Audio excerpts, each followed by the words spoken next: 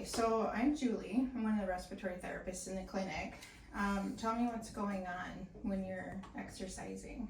So when I exercise, it feels like tight in my throat. Okay. And then it kind of like it just feels weird and tight in my throat when I'm working out. And then it makes me like kind of panicked because I feel like I can't breathe or I'm about to not start breathing. Okay. And then I also like have anxiety already just about it in general and anxiety in general. Yeah, it's pretty scary, right? Mm-hmm. Okay. So when that happens, does it feel like you just kind of are sucking through a straw, like you can't get your air Yeah, in? it feels really tight. Okay. Like it feels like I'm like trying to get air but I can't. Okay. Do you ever hear yourself like making like a noise when you kind breathe of in? like it sounds weird where it feels tight and like it's making like a kind of noise. Okay. So what we think that is called vocal cord dysfunction. Just as a little refresher here, you have your trachea and your esophagus. At the top of your trachea are these folds of tissue that open and close when you talk. And when you swallow food, they close so food doesn't go into your lungs. And for some reason, we're really not sure what causes it, but when people exercise, or even it can happen when you're not exercising, these muscles in this tissue around there kind of swells, and so that's why you have that feeling of not being able to get your air in. It's really hard to diagnose. Sometimes we can pick it up on a breathing test, sometimes we can't. Most of the time, this is diagnosed by people telling us what you're telling us. So there are things that can make it worse, like postnasal drip, like your sinus is dripping in the back of your throat. If you have a cold or like acid reflux, if you have like kind of those throw up burps, exercise, strong emotions like stress and anxiety, strong odors, cigarette smoke. So there's some good and bad things with this. The good thing is, what typically happens with vocal cord dysfunction is it kind of starts out of the blue and it wreaks all kinds of havoc in your life for a while, and then it just goes away. The bad things about it are there's not like a medicine that I can just give you and it will go away. I'm going to teach you some breathing exercises that will help. What I do want you to know though, I have kids come in here that are so scared, like on a scale of 1 to 10, how panicky do you get when it happens? Pretty panicky. Yeah. Because it like gets tight and then I get scared and I like stop what I'm doing and I get more panicked. Yep. The bummer thing with this is it's anxiety driven, meaning the more scared you get, the tighter and tighter it's gonna get. Okay. What I can tell you about this, nobody's ever died from this. So if I teach you these breathing exercises and you can't get your throat to open up, the worst thing that can happen, and we don't really even hear of this happening, maybe you'll faint. But the second you faint, everything relaxes in your body and so will your throat. Okay? So just when I teach you these, the biggest thing is to stay calm, because the more anxious you get, it just snowballs and snowballs and snowballs. So what we want to do, most kids that have this have what I call like a warning bell or an alarm bell. It's whatever starts to happen in your throat where you think, oh no, here we go with my throat. Okay? That's when you're going to start going into this type of breathing. And what you're going to do, you're going to sniff in twice and you're going to hiss the letter S as you exhale. And you're really engaging your diaphragm when you do that. So we're going to do it together, and I want you to put your fingers right here and we'll do it together. Go ahead.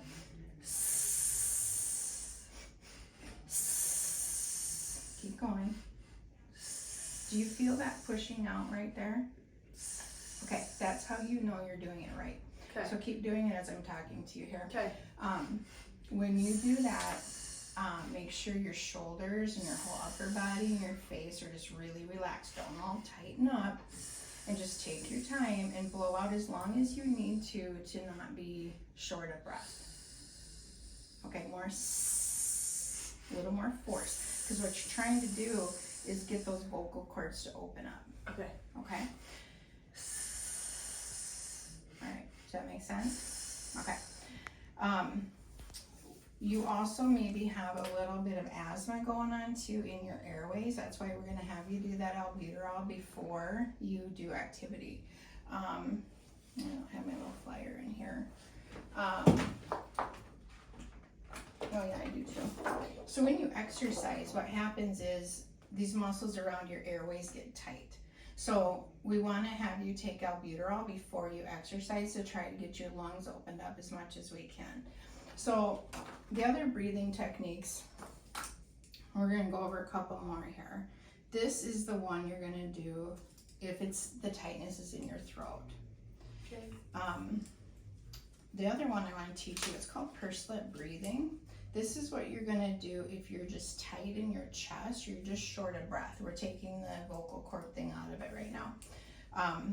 So what this does, you're gonna breathe in for 2 counts and out for 4 if you're short of breath. And you're gonna shape your lips like a whistle. That creates a back pressure to get that air out of there. Because what happens, your lung is like a balloon, okay? So let's say you're running and you're, you know how you kind of gasp when you breathe? Mm-hmm. Breathe in 2, out 1, in 2, out 1. Well, if you have some reactivity when you run, these muscles in your airways can be tightening down. You see how big those air sacs get? Mm-hmm. And then if you're breathing like gasping 2 to 1, 2 to 1, pretty soon your lung is super inflated in your chest. Mm-hmm. And it's smashed up against all the walls of your chest. So you're short of breath because you can't really take a breath. Okay. So you've got to get that air out. Okay. So the first thing you want to do when you're running or doing activity is breathe like in 2, out 4. That will help that stacking. And then to get this air out of there, you're gonna, and they might be really quick cycles at first, but as you start to get some of that air out of your lung, you'll be able to blow out longer and longer and longer, and then pretty soon your lung is back where it needs to be. And then you're not short of breath because you can take a breath. Okay. Does that make sense? Yeah, that makes Okay. sense. So does this ratio look familiar?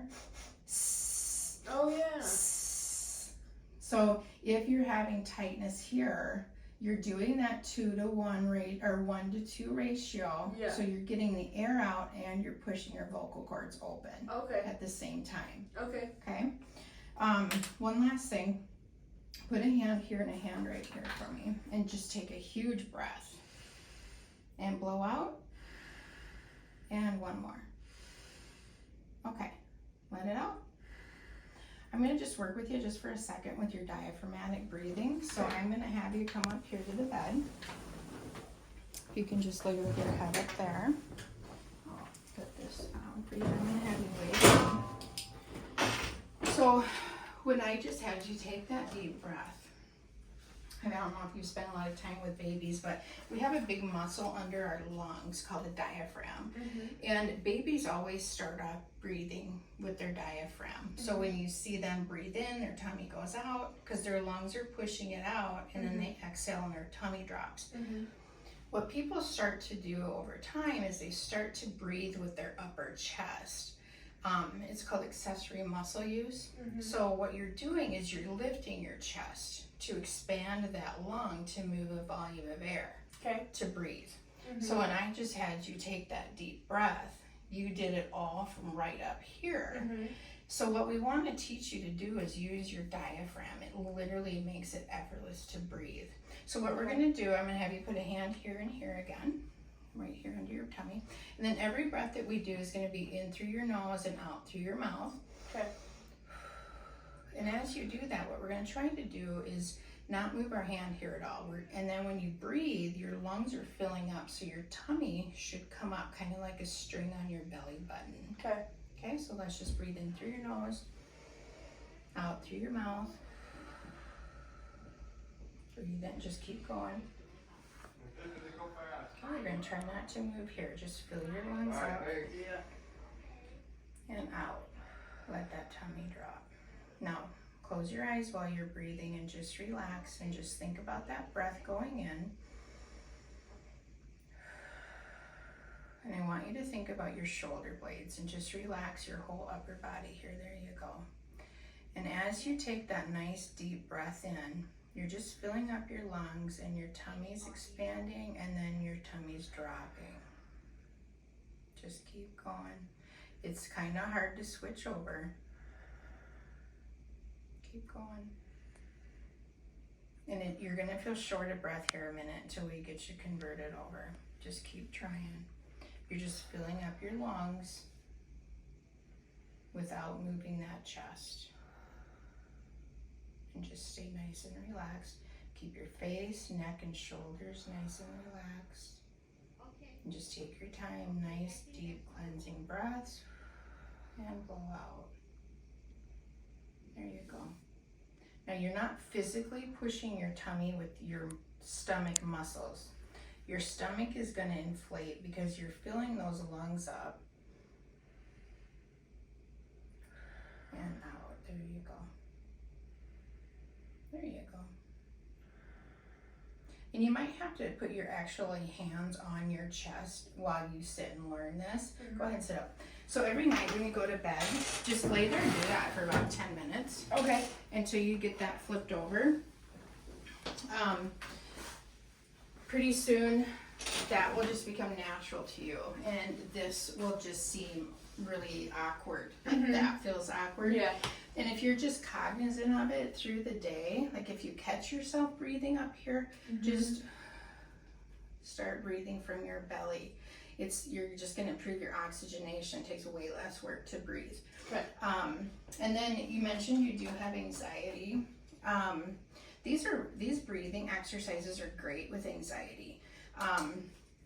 This diaphragmatic breathing here goes through what we just did right here.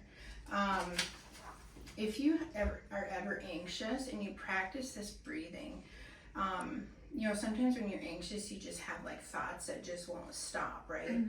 So if you count in your head in, 2, out, 2, 3, 4, in, 2, out, 2, 3, 4. Counting that in your head can stop that loop in your head and kind of bring down that anxiety. And then this breathing is just really good for it too. Yeah. In the back here, there's this relaxation exercise that you can also do for anxiety. And you can read through this too. It takes you all through it. But basically, you start off in your bed and kind of get yourself all comfortable. You take a nice deep breath and blow it out from your diaphragm. And then breathe back in and like squeeze your toes while you hold your breath. And then blow it out. And then continue to do that up your body. Like do your calves, your thighs, your butt, your tummy, your chest, your arms, your jaw. Squish your face. By the time you do all that, the anxiety can just leave your body. And what's awesome about this is you can modify this once you learn it to sit and do it at school. You can be sitting at your desk and nobody will ever know that you're sitting there doing it. And you can kind of count as you're breathing in and holding and blowing out. It's a great exercise for anxiety. So do you have any questions about any of this? No, I don't think so. I think it will definitely help me going forward. I'll have to take pictures of them and keep it on my phone or something. Sure.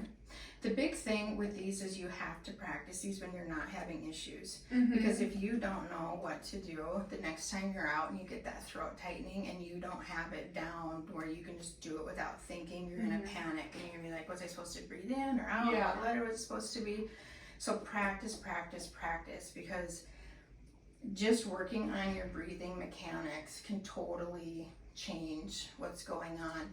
And then if you give this a real good shot and you keep having that tightness in your chest and it doesn't get better, just let us know. We can always refer you to a speech therapist. They do a little bit more work on this than we do. But yeah, if you don't have any questions, that's all I have. Okay, thank you. You're welcome.